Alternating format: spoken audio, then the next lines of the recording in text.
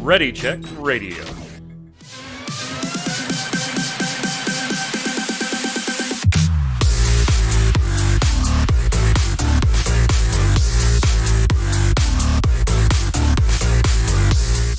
What's up, Internet? It's Thursday at 7 p.m. Eastern, a little after 7. That's all right. That means here on Ready Check Radio, it's time for the Relic Grind, Final Fantasy XIV Square Enix podcast, where we're going to talk about lotteries, because damn, Final Fantasy XIV just loves them some lotteries. They're loving them some lotteries. We'll talk about that. We'll talk about Final Bar Line. We've got a lot of great stuff to talk about. We're in the middle of spoiler season for Final Fantasy trading card game. The From Nightmares set comes out at the end of next month, end of March, so we're in the middle of spoiler season. We were given by Square Enix another spoiler this time around. I have it in hand, or digitally in hand. We will be showing that on Monday's Final Fantasy trading card game live local gameplay live stream this Monday, so make sure you're hanging out. Everything cool starts Monday, 7 p.m. Eastern. I'm Mike Byrne, your host as always, and this is episode 94. Make sure you're following us, Twitch, Twitter, YouTube, all that stuff. Head on over to ReadyCheckRadio.com if you need the socials. You can find our podcast on all the platforms and everything. Give it a like, a subscribe, all that fun stuff while you're there. Joining me to talk over all this stuff is the Unabomber. What the hell's going on here? I hear you looking for some codes. I can hook you up with a code to the flyest, most exciting event of the year. You know, only 2G. And I know a guy, he can hook you up with code. Yeah. Let's go. God. I still have to find a replacement for this show. Still have to find a replacement. Yeah, I'm with you, Adam Lane, a.k.a. Kronos. Just rubbing the eyes there. How are you? I should have just kept it working. No, I'm good. I'm just a little tired. Been busy. Mostly, all I've been really doing is like working and then doing the ultimate. That's really pretty much it. How is the ultimate going? Yeah, it's going good. We're almost on phase 4, so we're reaching like the really hard stuff. So yeah, the rest of the stuff before this was easy.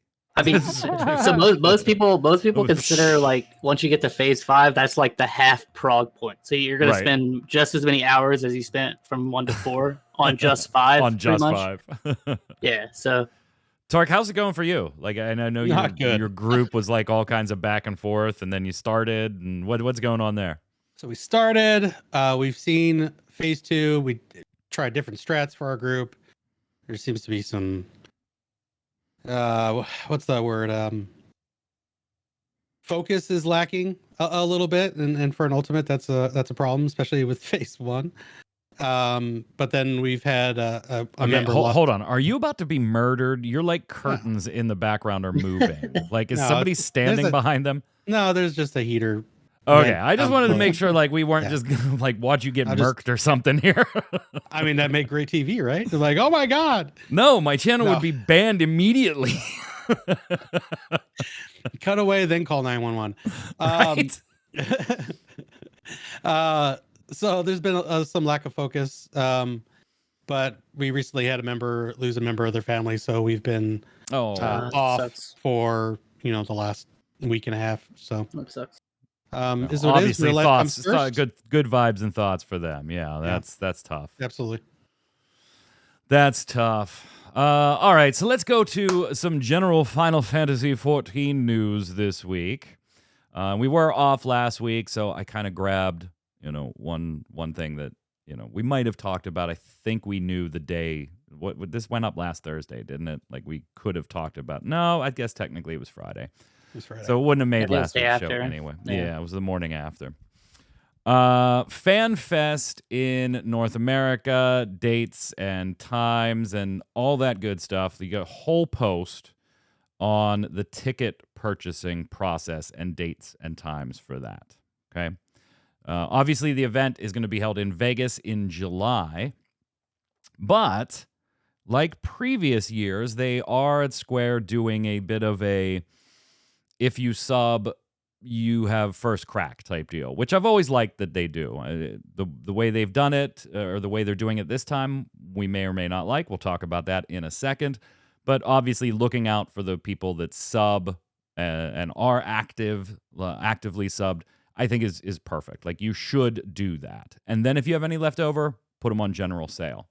But here's the way the process works this year, which is a bit different than in previous years. Tickets are going to be 200 bones, $199.99. All tickets final, and ID is required to even pick up your ticket. So nice try, Tark. You ain't going to be selling codes anywhere, because I bet that code is also going to be linked to your account and not even let you use it. Yeah, I think you can sell the code, actually. Okay, we'll get to it in a second then, because initially I looked at it and I thought the same thing, but I kind of think differently now. So we'll get to that in a second. So here's what you've got to do. If you're an active sub, you've got to go and opt in. You are running out of time to do that. The application period to opt in started on the 17th, and it ends this Saturday at a minute before midnight Pacific time. So you've got about 2 days left. It's very quickly. You'll sign into your account. You'll opt in. That's it. From there will be a lottery. If you are selected in that lottery, you will be contacted by Friday, March 3rd via the email on your Square Enix account, on your Final Fantasy XIV account, and you will be given a code that allows you to purchase up to 2 tickets to the event. That's it, up to 2. So if you were going to ride on the back of a bunch of friends as a group, you better have a bunch in that group win the lottery to buy these 2 tickets. If you aren't selected, you're not going to be contacted. So if you just don't see an email March 3rd, make sure you're checking your spam folders, of course. If you don't have an email by March 3rd, you did not get picked.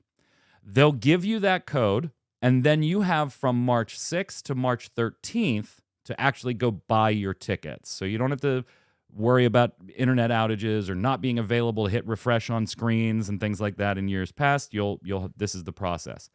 At that point, after March 13th, they will schedule a general sale starting on March 15th for any tickets remaining, including tickets they just had left over because everybody that opted in already got tickets, or people that opted in and did not actually end up buying their tickets. They'll be thrown back into the general sales pool.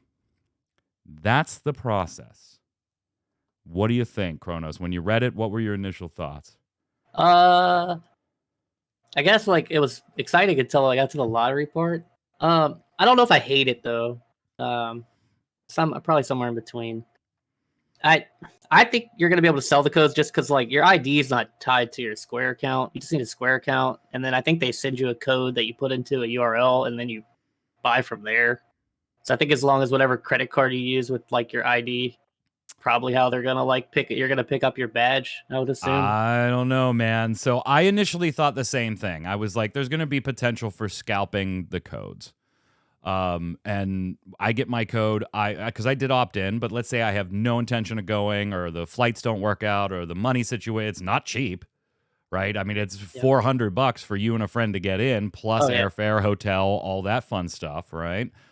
So this isn't cheap, but you should opt in if you even think you might want to go. Worst happens is you get a code and you don't use it.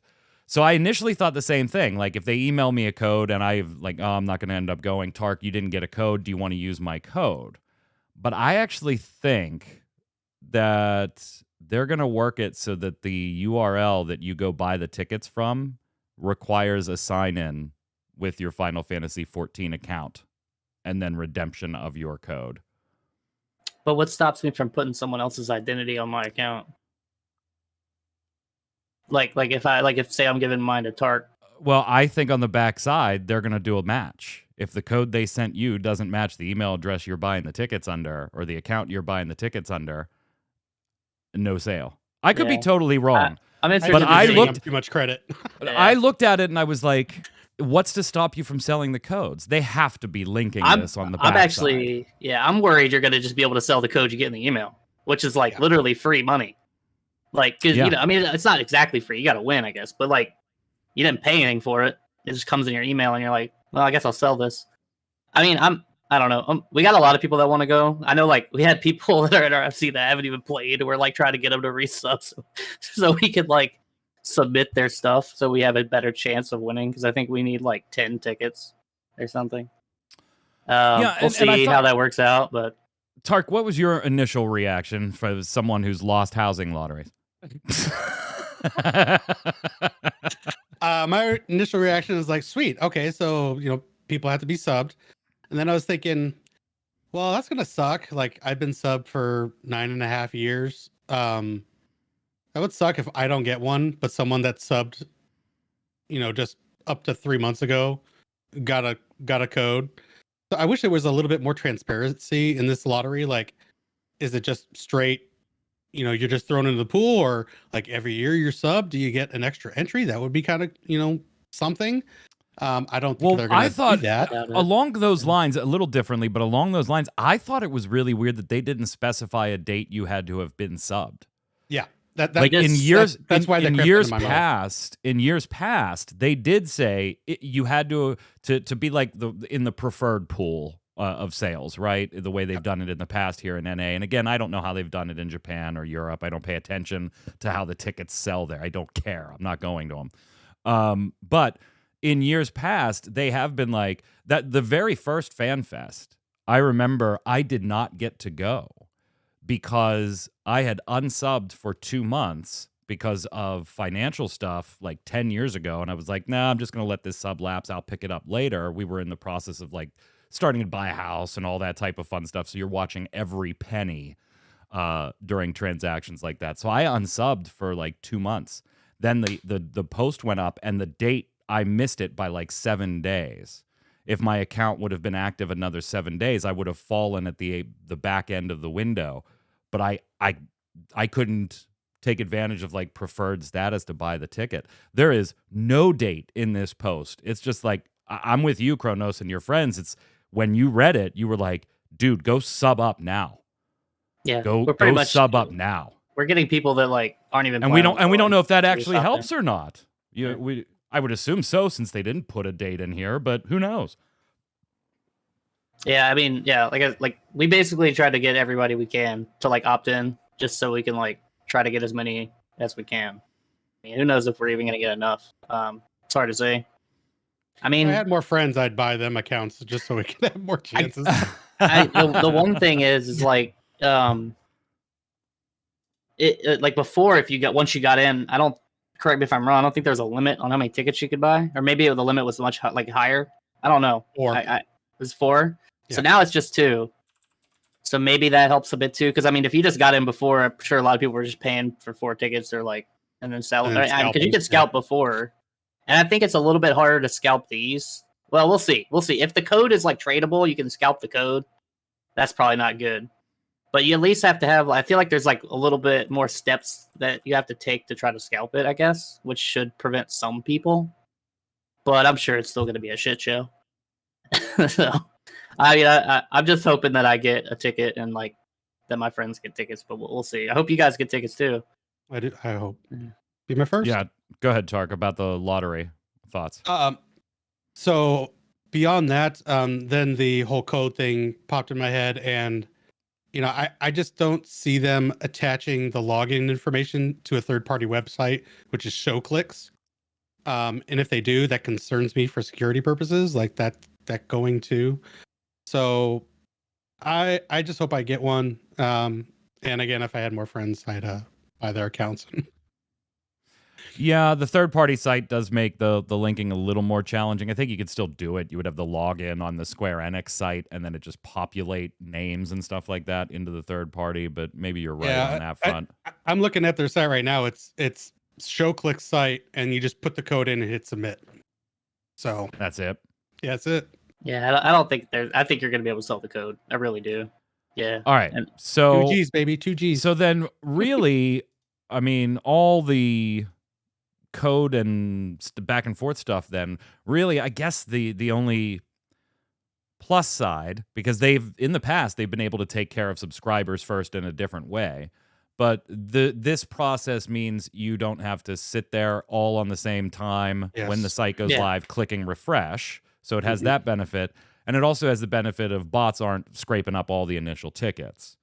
Right. So there are benefits to that, but And I was talking to Domina about it, and she was like, "Oh my god, a lottery? That feels terrible." And I was like, "Oh, come on.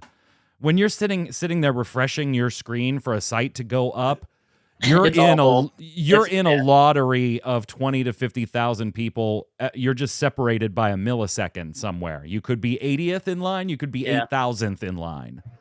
And it's random at that point anyway. I don't think there's really a great solution. I think no matter what they do, there's going to be something like that's exploitable, sadly. So I don't hate this decision, I guess. Also, I guess another good thing is the venue is going to be much larger. It's bigger, yeah. So there's also should be more tickets available. I'm sure it's still going to sell out. I'm actually interested to see how many tickets even make it to general consumption. Yeah, that was the other thing. I was like, I don't even know if I would put up a hey general ticket sale thing in this post. But I guess they want to get people ready because that would turn into the press F5 over and over again.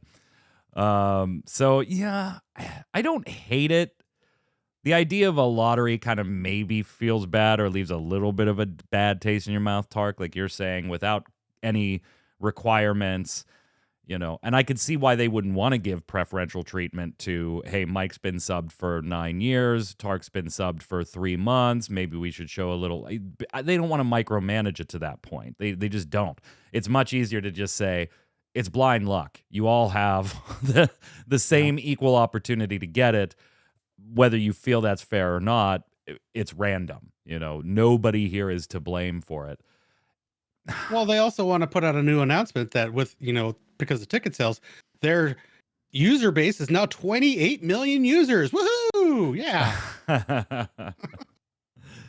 Yeah, it's not my favorite. I do like it better than years past, simply because you don't have to be sitting at your computer on that day type deal. Yeah. One other thing, too. Because we were even fighting each other. Remember, if they made it limited to subscribers, but we were all fighting each other. Yeah. The other thing is you have to have an NA, specifically an NA account to go to NA. I think it's going to be for every region. So, I know a lot of EU people wanted to come to NA because a lot of people expect them to announce the expansion.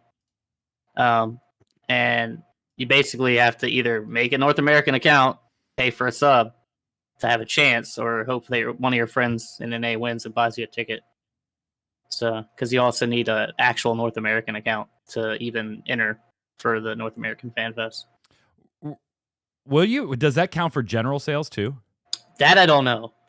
Because I don't think that's up yet. So I'm not sure.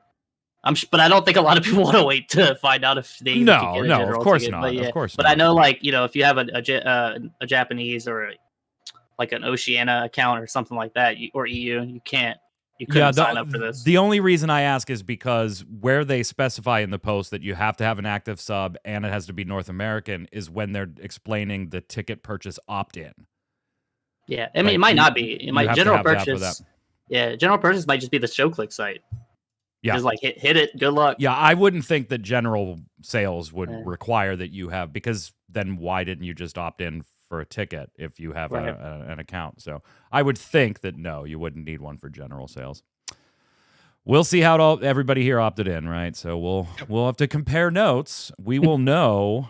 We won't know by next show. We'll find out the following day. Well, I mean, we might. Some of us might have a code by then, but we'll know for sure by Friday of next week which of us got codes and which didn't, if any, and if you're able to sell them.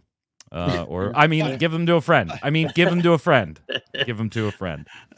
Twitter for Final Fantasy is gonna blow up that day. So many people are gonna be like, I got a and then it's gonna be like, I'm so sad I didn't get a code. And it's like, oh my goodness, it's gonna be insane. 200 bones a ticket. Were they cheaper in the past? I don't even remember. $150. They went up $50. Yeah, they went up 50. Good times. Inflation's a bitch. Yeah, it is. Yeah, it is. No. MMO Bomb media tour for it. No, get happy to. No, no. But no, MMO Bomb wouldn't do that. MMO Bomb's too general of a site for that. It's too general. They'll send us stuff, but they ain't flying us to an event or anything, or paying admission to an event or anything like that, because we don't cover Final Fantasy XIV every day or every other day. Little Ladies Day kicks off March 1st, so you've got a new event. I'm sure it'll take you all of 3 minutes to do, Kronos, since you don't read anything. But you are going to get your little ladies dance and a orchestrion roll and a wall-mounted Ladies Day advertisement is what they call the item. So new emote, yay. No new minion, boo. Boo. Boo. Boo. He got pool, don't he? Well, he would probably have pool to get himself there. Yeah. He would not And have maybe pool to plus just one. start signing up guests. No. And I would never ask him to do that. I would never impugn on our friendship in that way. We also had an interview this past week that I brought to the show because, Tark, I thought you would like this, and I didn't know if you had seen it because it is on the gamer website, which is a Japanese site. They actually did an interview with Ayumi Name, and that was the lead character concept artist in charge of character design for Kronos, your new favorite character, Zero. And it was kind of interesting, like that their initial concept, and I saw some people kind of twist this on Twitter a little bit because they called the character genderless. That's a Google Translate thing. They were talking about they wanted the look of the character to not have a defined gender. Yeah. A little more androgynous looking. I know some people kind of said, hey, it's a non-binary character. I think if you actually translate the Japanese, that's not quite what they were trying to say there. They weren't referring to the gender identity of Zero. They were referring to the conceptual design, the physical appearance of Zero. But I thought it was like a really interesting interview. Yeah, I thought this was actually pretty awesome. I actually came across this via Twitter from a post from Rook, and I read into it, and yeah, she's not genderless. It is a she, but the way they designed her, having a masculine skeleton. See, it's very weird because in the interview, if you translate it, they refer to Zero as he, not she. Okay. I guess I missed that part. And again, we're kind of at the mercy of Google Translate to a certain extent, but you would think that a pronoun really wouldn't throw Google Translate into crazy styles. But like the last section regarding the face and hairstyle, I came up with several ideas. But Yoshida and the scenario team selected the design that I thought would be best, so I remember that it went smoothly. It may be because of the piercings that became Zero's icon were the face and hairstyle that suited him the most. Interesting. But it is a she, right, in the game? Or has it not even been said? I don't know for sure. To be honest. I don't know now. I have to go. And I think it has, but I'm not sure. And you know what? That's exactly the way they wanted it. Probably. I was saying in the interview, I was very happy to see some comments on social media saying I couldn't tell if it was a male or a female when I first saw it. Fair enough. I love Zero. Either way. The hat was a specific point of mentioning Kronos in the interview too. Like Yoshi P was like, "Hey, we need a special hat." Yeah, I mean, yeah. I think she's I think they are a cool character. So yeah, let's just go with they. Yeah. They're a cool character. Yeah. So we'll see how it goes. Yeah, I think it's pretty cool either way. Yeah. So. I thought it was an interesting interview. I think it was kind of taken the wrong way by some people, but very interesting. Don't save the date though, by the way. No joke, man. If you're trying to get married in Final Fantasy XIV, obviously, a lot of people don't like the whole paying for that thing, but the ceremony of eternal bonding, they have posted on the Lodestone a list of restrictions from February 20th, basically all the way through March 8th, 9th area. Big gaps of time where if you had something scheduled, you need to reschedule it for the ceremony. And if you haven't scheduled it, but you were going to, you need to stay away from this window. And not only are all these possible maintenance spots listed there, but then they even go further and say, hey, there might be emergency maintenance outside of these times listed too. So be careful. be careful. I guess don't save the date. I just wonder what's going on that they need to reserve these and let people know. It's like, hey, for 7 hours. So on Takal this says day, in this game, day, by this the way, day, they this do day. say she. Okay. I couldn't remember, and I wasn't going to opine on something I couldn't remember. But Takal says she said she yes. went into the void before she was a woman grown. I don't remember that. So I vaguely remember that. So look, even the interview with the creator and what's in the game differ. So like nobody knows. Nobody knows. They totally succeeded on what they set out to do. A beauty that transcends gender. There we go. Exactly. There it is. There it is. Thank you, Takal. I didn't remember for sure, so I wasn't going to opine on it. Take a look at this. Final Fantasy XIV being accused by the Sami Council for stealing Sami cultural appropriation of clothing here. So they're saying this is a deliberate misappropriation of protected and protectable Sami intangible cultural property and is done willfully, and that Square Enix, in fact, basically ignored them or brushed this complaint off in a letter dated January 27th. This is the far northern attire that you see here on the left that's available in the cash shop of the game, and then some more traditional Sami garbs on the right.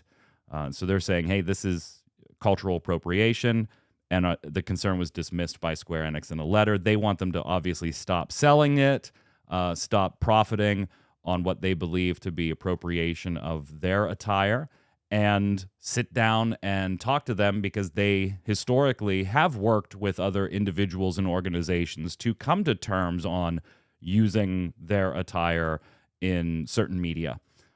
So Square Enix giving them the brush off, at least according to the Sami Council on Twitter. We don't have anything from Square Enix's side, so it's a pretty one-sided argument at this point. It's also one of those things that, like, looking at the picture, Cronus, I'm sure you can go, oh, okay. I mean, yeah, it does kind of same color schemes and same kind of design, but it's also pretty general as far as the design goes too, to me. And again, I don't know anything about the Sami indigenous people and their particular clothing and the meaning behind some of the things that they may weave into that clothing, whether that be designs or specific color schemes. But I've seen both sides of this argument. Yeah, that's dead on. Or, I've seen other groups of people do clothing that look very similar to this too, and they're not being accused of stealing it. So I'm not quite sure where to stand on this one. And Square Enix, apparently, if the Sami Council is being honest about it, they've made clear where they stand, saying, nah, forget it. Yeah, I don't know really either. I don't know enough about how it works, but I guess just like first thought is, I don't see how you win this court case against Square Enix, but maybe I'm wrong. I just think, I don't know. I don't really know how this falls under, if it's like close enough to be like Well, the other thing too is that they keep talking about it, saying that it's protectable. It's protectable. It's protectable. And I mean, that would indicate to me, like, generally, when you're talking about something being able to be protected legally, you're talking about intellectual property law, copyrights, trademarks, those types of things, or patents. Are you telling me when you use the word that this is protectable and infringible that you have those types of things in place with your government? Yeah. Obviously, this is overseas, not in the United States, but I couldn't quite find an answer to that. And if somebody knows, please tell me, because then I think it's an entirely different ball game. I agree with you. I'm 100% in the same. Like, if they do have that and there is something that's like they can litigate with, then I think that makes sense. I don't know enough to really make a statement, to be honest. I just don't know. Tark, this isn't the first time, though, that Final Fantasy XIV has kind of tread some questionable ground when it comes to not only designs of clothing and things like that, but portrayal of, like, indigenous people in the game. I remember years back, one of the features, the indigenous peoples weren't thrilled with the way a few characters were portrayed. Now, I felt like you need to see that storyline through to completion and see the end. but you can't expect everybody to do that either. So this isn't exactly untrod ground for Square, maybe a little different. And I think it's an area that they do need to be cognizant and careful of, even if they think this particular accusation has no merit. I mean, just the Native American, garb is that still in the cash shop? I know I saw Lullafell just the other day running around in full Native American with the ceremonial headdress, and I'm like, okay, freaking Lullafells.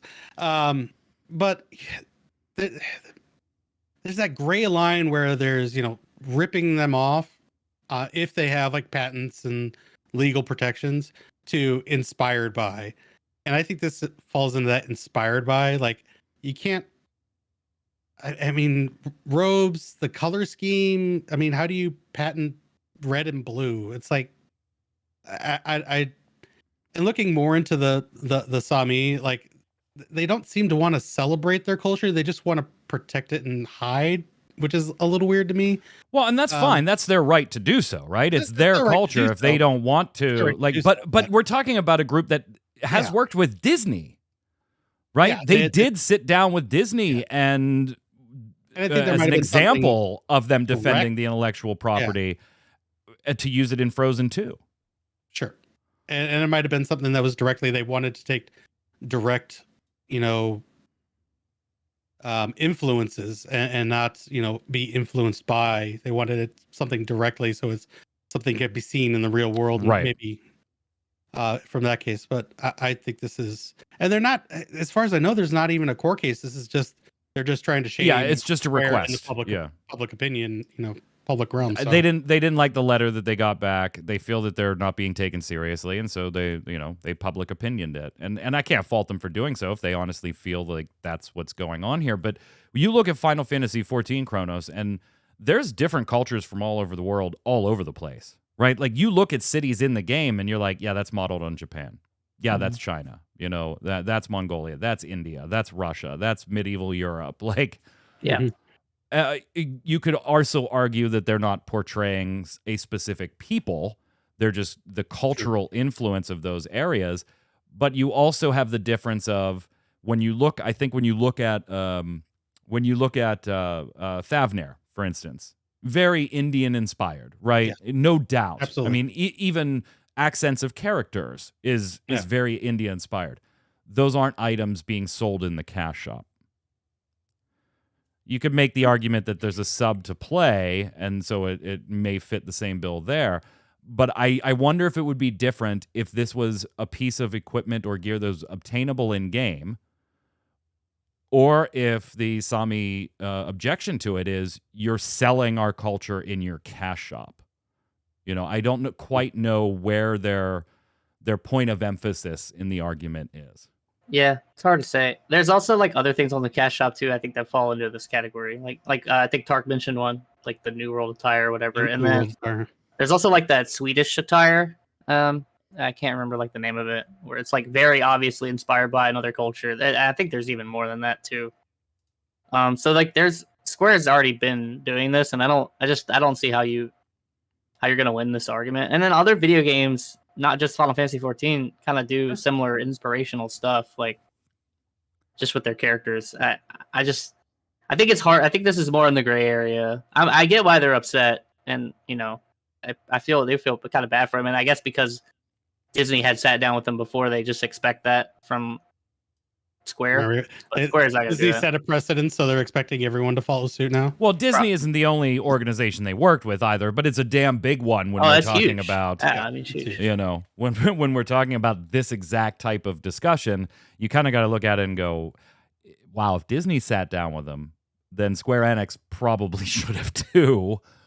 Because clearly this is a known quantity. But I never saw Frozen 2. Like, do they specifically reference, to your point, Tark, do they specifically reference either the Sami themselves or this being a Sami type garb, or like, is it specifically referenced where it was so obvious you are using Sami stuff, you want to use Sami stuff, that you need to get their permission? I'm not sure on that point.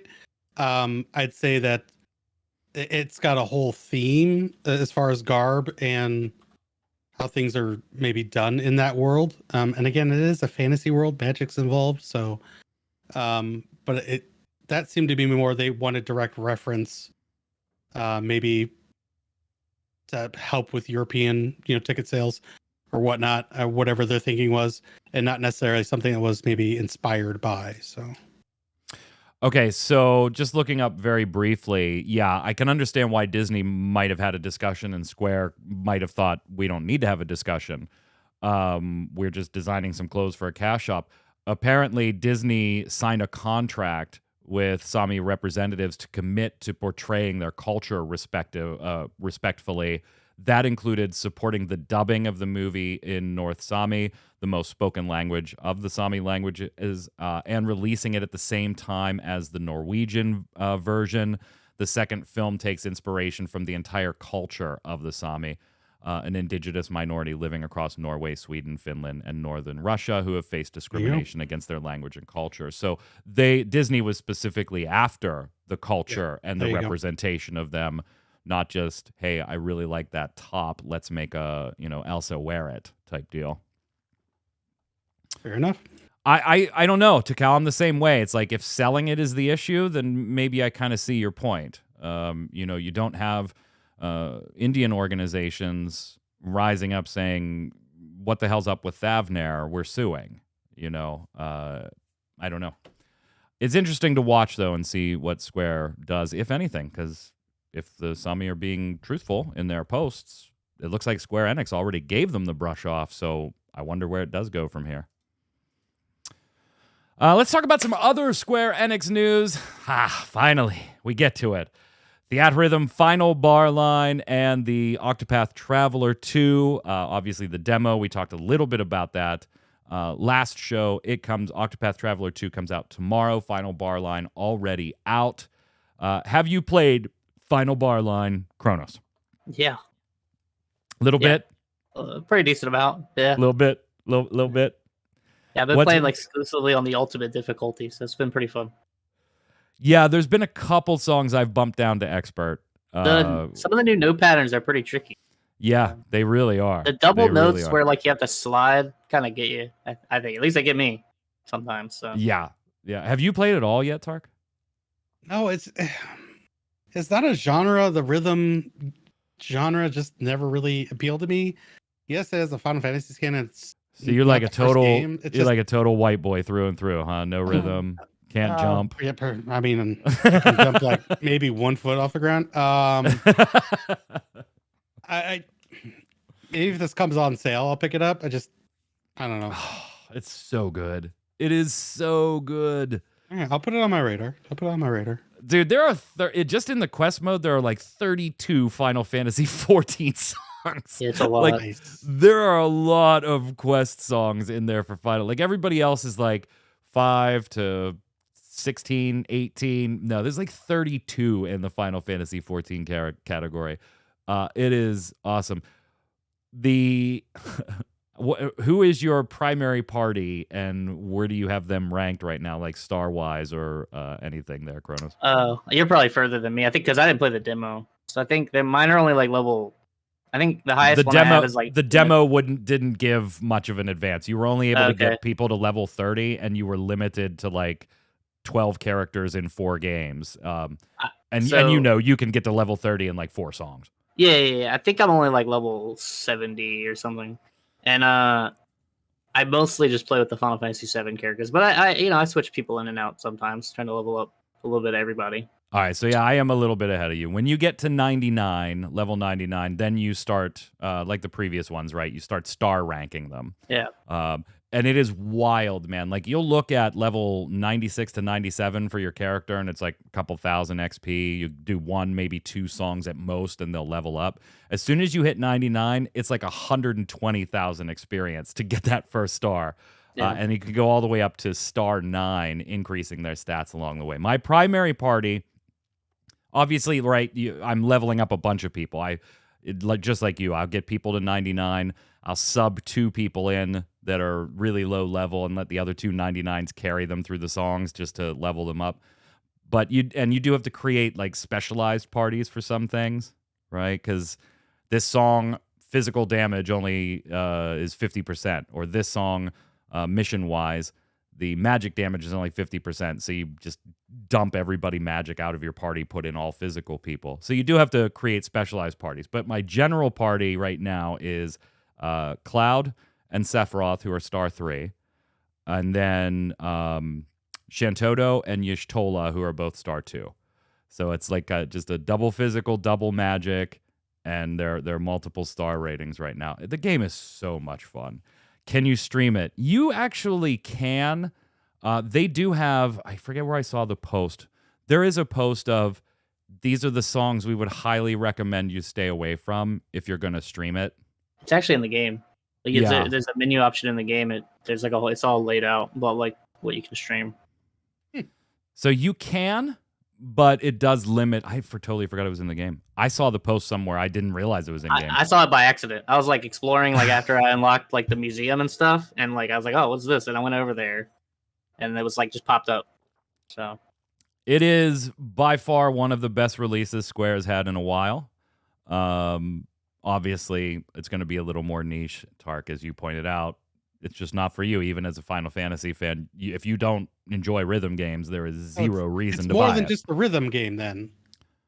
I've never played one of these games. So at its core, it's a rhythm game. Yeah. Complete the song. But the way you do missions and stuff, they could have totally different objectives. What's going on at the bottom of the screen when you watch this game and you see characters fighting monsters in Final Fantasy? That's not just set dressing.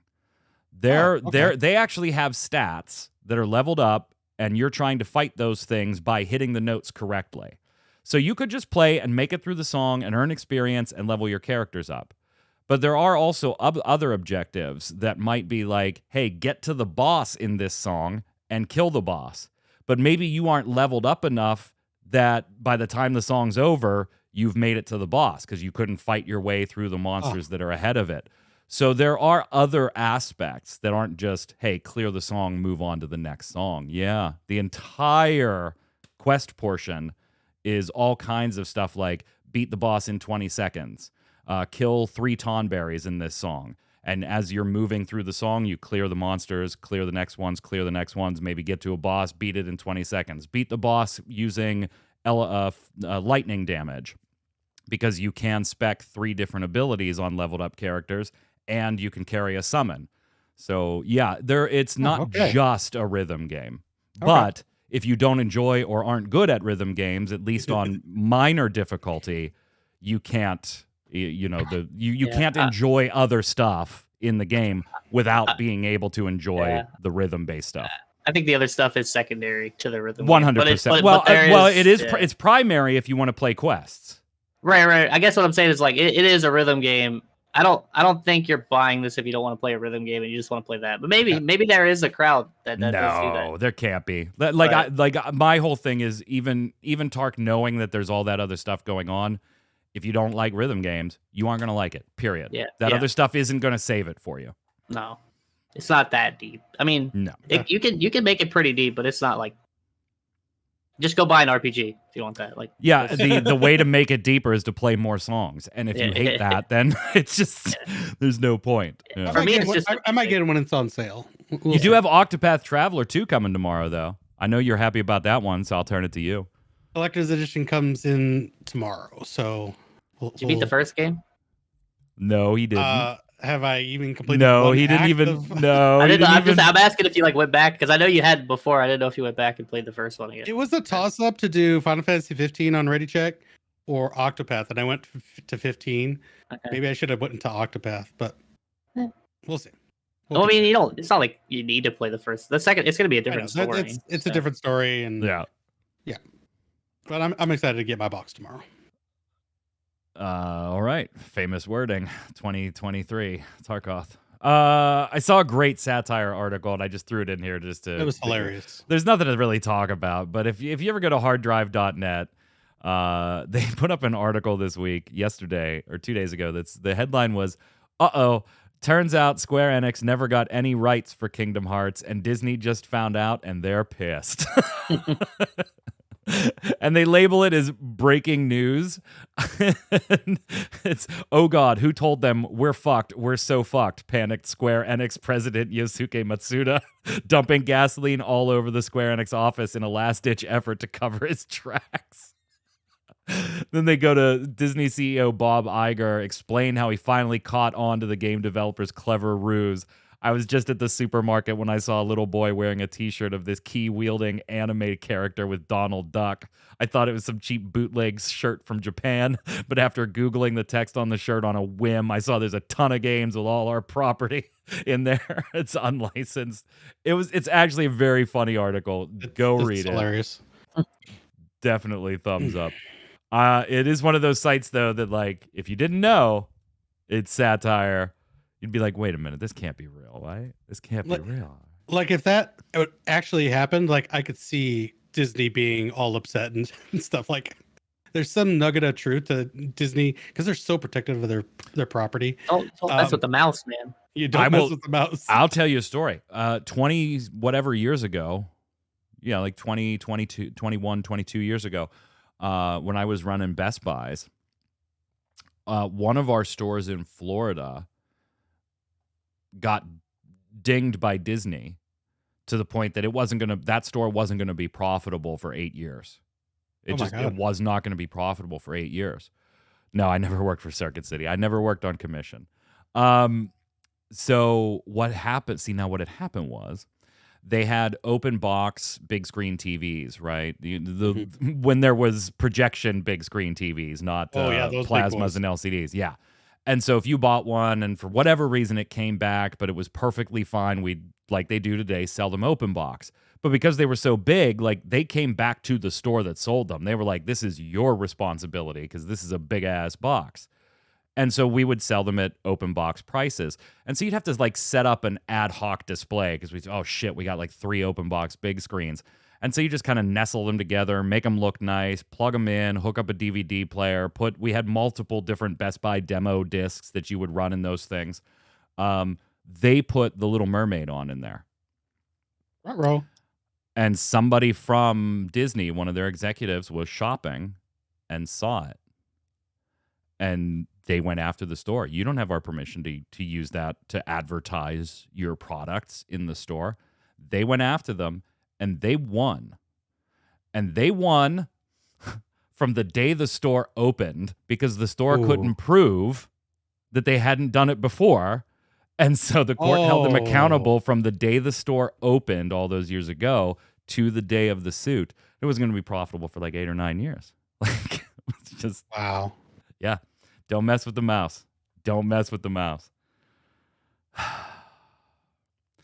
If you were disappointed with the Chrono Cross remaster on Steam on PC, you weren't the only one, and you only had to wait a year. You're getting an update later this month, finally, to improve the frame rate and the performance issues. It's only a year later. Is it only on the PC that they're updating? Oh, no, it's a wide range of other changes, but specifically on the PC, frame rate issues is going to be addressed as well. It's a bigger update that contains all kinds of stuff for all platforms. But yeah, okay. Radical Dreamers Edition is getting that update later this month, and they thank you for the support. They take too long to patch these things, man. It's a year. I mean, like, remember how long it took Nier Automata to get patched on PC to be functional? Yep. Yeah, terrible. And I know they've announced the patch for Forspoken, but like they still haven't announced like a timetable for that. So that's probably going to be 6 months to a year before that comes out. Yeah, I think when they do like multi-platform releases, I can't remember the last time it's really gone correct. Yeah. For every platform. Speaking of Forspoken, by the way, there was an interview with the original writer, Gary Whitta, who in the interview basically says, there's like nothing in this game that is anything I ever wrote except the name of the world being Athia. It was amazing. Amazing. Like they asked him, apparently Square asked him, he put a little treatment together. They said, this is kind of what we want to do. He put a little treatment together. They liked it. They said, get a writer's room together. He was super pumped about it. They wrote all this shit. They put this lore together. They did it all. They brought it back to Square Enix. Square took it. They were like, cool, thumbs up, job over. Writers left. And then later decided, we want to go a different way with this game. We want, this girl from modern times being sucked into a magical fantasy historical looking world. And they went back to the writer and said, will you do this? And he was like, I don't have the time. That project's done. But obviously, whatever you want to keep from our treatment, go ahead and use. And he said, to his knowledge, the only thing that they used was the name of the world being Athia. So it kind of makes you wonder, what the hell was the original treatment? They changed it to an isekai. It's interesting. I actually don't really like isekais that much, which is basically what you just described. I don't know how familiar y'all are with that term. I'm not. It's basically a term for like a piece of entertainment where like someone gets pulled into another world that's like not their own. Okay. Like fish out of water type stuff. Yeah. Makes you wonder what could have been. Yeah. Because generally it's just kind of, most reviews, Tark, are just like, yeah, it's a mediocre RPG. The story's kind of meh, Yeah, there's nothing earth-shattering. If you're looking for an RPG, go for it. You could do worse. But specifically, they've talked, most reviews have mentioned that, like, the writing is very basic. Like, even the dialogue is very basic. It's very easy to see what's coming, and there are no real twists that you're going to be surprised by or anything like that. And it almost makes you go, damn, what was it? Like, what was it? What was first submitted? And apparently that wasn't good enough, so they had to change it to this. I don't know. I'm sure some of the executives are pointing. I was like, no, let's put a spin on this and tucked it. I don't know. Executives put their fingers in too many pies. Let the creators dream is still alive for us Final Fantasy Tactics Remaster hopefuls. Yeah, buddy. This past week, Jason Schreier, who's said some stuff about it a long, long time ago. We talked about it on the show and has been mum on it since. Replied to somebody tweeting, where is Final Fantasy Tactics Remaster, Adam? And all he replied was, coming. Yay. So the dream is still alive, gents. The dream is still alive. I think that and 9 Remake are very real. Even if they were on the NVIDIA list. They're fucking real. Just put them out there now. Let's stop. Let's stop this foolishness. Give us a year time frame. Just let us know they're real. I threw this in here again. This is the second and will be the last time we ever bring this to the show. It is not technically a Square Enix game anymore, right? At least from a Crystal Dynamics ownership perspective. Rights, yes, it absolutely is. We all know Marvel's Avengers is going on maintenance mode. That was the last time we shared it, but there was an interview by Edge Magazine and I found it via Games Radar, where they were interviewing Crystal Dynamics' former creative director for Marvel's Avengers, Cesare Virtuoso. And they were talking about other things, but they asked about Marvel's Avengers, and he just really didn't want to talk about that. Really, all he said was, that was a very challenging production. I apologize for that. And as the that was it. The headline says, that being the whole game. I'm sure he's wanted to say it for a while, honestly. I would imagine. I mean, I don't know, man. I just don't understand. It's like a softball, man. You should just hit that shit out of the park. Yeah. It's a Marvel IP. Like, I think so. I put a lot of the blame on Square, though, to be fair. Absolutely. I know it's not Square, but are you? Oh, I put it 100% at Square. Yeah. Are you looking at Suicide Squad, Kill the Justice League? Because that looks a lot similar to Avengers. So exactly. I don't know, man. Yeah. You know what sucks is they're pulling at the heartstrings because it's the last thing Kevin Conroy ever voiced. Yep. And I might buy it for that alone, because for me as a child, like, that's my Batman. That's Batman animated series, man. That's Batman. So. But when they said it was live, when I saw the stuff that said it was live service, I was not excited. Yeah, they did the State of Play today and showed off some more gameplay at Sony's State of Play. It's totally not Square, but it is. Yeah. It's 4-player co-op. Just a single player through 4-player co-op, live service, and we'll see. We'll see. Tark, is that one you're looking at? I wasn't, but State of Play turned my head. I might try to grab some friends and and get on that. It looks a lot better than. And I said this when I was streaming. Avengers look good too in trailers too. Yeah. Besides them like looking knockoff. I think this is what Gotham Knights wanted to be, and I think Rocksteady's gonna knock this. Well, one it's out in of it's in that same vein. They said it's actually takes place like 5 years after the events of the last Arkham game. Yep. So, let's go ahead and slide over to Love It or Leave It.